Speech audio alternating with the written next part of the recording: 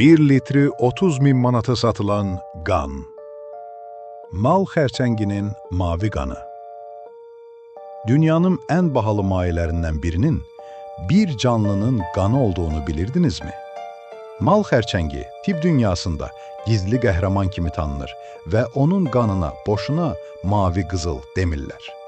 İnsan qanı dəmirə görə qırmızıdır, amma mal xərçənginin qanı mis tərkibli olduğuna görə mavidir. Bu qanın içində elə bir mexanizm var ki, gözlə görünməyən mikrobları belə dərhal aşkarlayır. Məhz bu xüsusiyyətinə görə həkimlərin vurduğu iynələr, peyvəndlər və əməliyyat alətləri istifadə olunmazdan əvvəl bu qanla yoxlanılır. Dərmana bir damcı mavi qan əlavə edilir. Əgər qan jelə kimi laxtalanarsa, deməli içində mikrob var və o dərman insana vurula bilməz. Bu test sayəsində insanlar ağır infeksiyalardan, yüksək qızdırmadan və həyati risklərdən qorunur. Hər il minlərlə nal xərçəngi tutulur. Qanlarının bir hissəsi alındıqdan sonra yenidən dənizə buraxılır.